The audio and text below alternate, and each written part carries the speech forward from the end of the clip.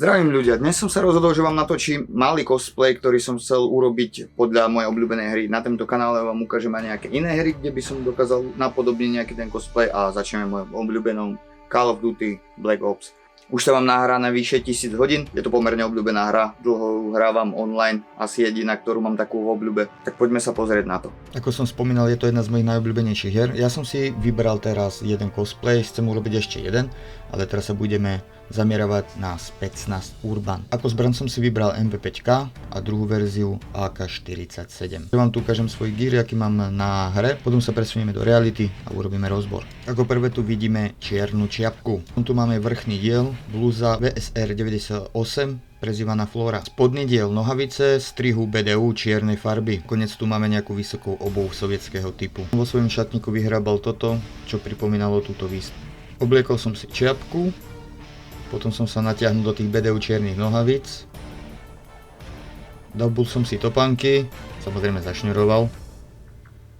Blúza Flora, ktorá je tak nová, že je na nej vidno ešte krieda od krajčíra. A týmto máme základ hotový. Presunieme sa teraz na identifikáciu výstroje. Tuto môžeme vidieť nejaké udelatko, ktoré vyzerá, že sú v ňom natiahnuté RGT-33 granáty a nejaká zaujímavá sumka. Ja som na to použil sumku čínsku a dal som do nej repliky RDG-33 granátov. Tu máme sumku na 4 zásobníky pre AK. Sa v mojom sklade samozrejme nachádza, takže som ho použil. Pod rukou sa skrýva niečo, čo pripomína sumku pre zásobník špagín z 2. svetovej vojny. Tu som tiež našiel, takže som mu tam dal. Tu môžeme vidieť traky sovietského typu, ktoré sa používali počas studenej vojny. A tu ich máme. Pomaly sa nám to blíži ku koncu. Máme tu sovietsku poľnú fľašu. Samozrejme máme púzdro najväčšou pravdepodobnosťou pre tokarev. A keď je upnuté troška vysoko, že toto púzdro má na opasok očka, takže je spustené celkom nízko. A pod rukou trčí granát RGD-5, ale má tam dva kusy, takže ja tu mám dva. Sice to nie je vidno, no na trakách mu visí tento typ dymovníc, ktoré som si predčasom vyrobil. Poslednú vec, čo tu máme, je poľná lopatka v púzdre z 50. rokov, alebo z 2. svetovej vojny. Samozrejme, môj sklad disponuje aj týmto. A to všetko sa nachádza na sovietskom opasku s prackou. Ak mám pravdu povedať, sám neviem, čo autori chceli úplne dokázať s tým, že moderného specnazistu oblekli do veci z 2. svetovej vojny aj až po 90. roky. Takže z toho vznikol taký divný myšunk. Kto ma pozná z môjho hlavného kanálu, tak vie, že ja si na detaily strašne potrpím a toto bol proste taký výkrik do tmy, lebo som nepochopil ten systém hry a hry neberem ako niečo, čo má byť historicky presné, tak sa dokážem od toho odosobniť. Nasledovne som toto priviazal na rameno k trakom, pridal som púzdro na tokareva, poľnú fľašu, poľnú lopatku, sumku na špagina, sumka pre zásobníky AK, nakoniec vybavenie granáty a dymovnice. A v podstate nosný systém je hotový. Nasledovne som si na seba natiahol ten nosný systém.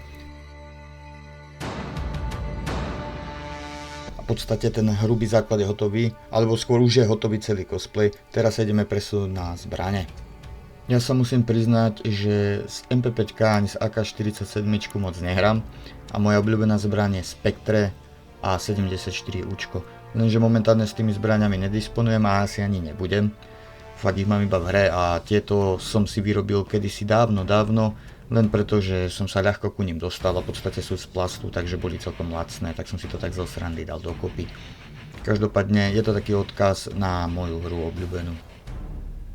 A tu ju máme, moju vyrobenú MP5K podľa hry Call of Duty Black Ops.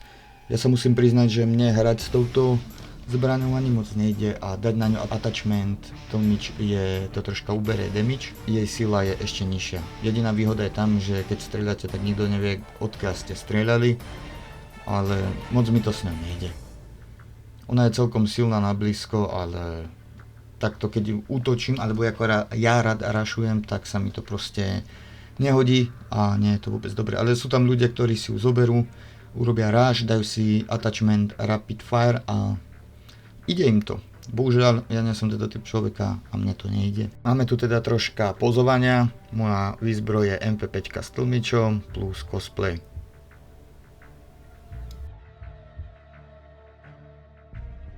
Dobre, dosť bolo chujovín.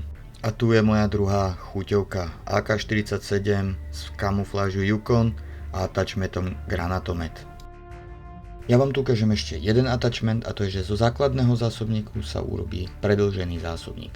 Moja top vysnívaná dvojka je PKčko kolimátor, ako to teraz môžete vidieť, a predĺžený zásobník. Bohužiaľ PKčko kolimátor nevlastním, takže som musel urobiť tento cheat a použil som extender zásobník plus granatomet. Bohužiaľ v hre sa to nedá kombinovať, môžete si dať perk, kde môžete mať dva attachmenty, ale nie všetky attachmenty sa dajú navzájom kombinovať, aby to nebolo moc OP. Takže som sa rozhodol, že budem cheaterom a nasadím dlhý zásobník a granatomet. Zase tu máme kúštik pozovania, moje AKčko plus granatomet. Čo myslíte, je tam nejaká podoba? Mám pre vás malý bonus. Keď zabijete viac ako 3 ľudí bez toho, aby ste umreli, dostanete kill strike. Tým získate RC autko, ktoré je naložené výbušninou a s ním môžete cestovať po mape a odpaliť ho na vhodnom mieste. Mne sa podarilo na bazare nájsť kolektorku tohto autička, takže som si ho kúpil. Stalo to nejakých 20 koruniek. Sranda je, že nielen že je na diaľkové ovládanie, ale ono má vpredu kameru, ktorá normálne sníma reálnym čase. A keď chodíte s tým autkom na diaľkové ovládanie, kde chcete, tak proste na tým ovládači vidíte, kde to autko je. Bohužiaľ nie je to tak dobré. Ono to funguje, ale je strašne slabé a pomalé. Ja som sa chcel dokopať, že tam vymením motorček a ešte pridám batérie, pretože to je na veľa tužkových batérií, ktoré asi nemajú potrebný výkon, ale zatiaľ som sa k tomu nedokopal. Takže je to hudba budúcnosti. Prosím vás, dajte mi do komentára vedieť, či sa vám štýl týchto videí páči a či by ste chceli vidieť aj nejaké iné hry. Môžete mi dať do komentára nejaké návrhy. Zatím sa majte krásne. Čau.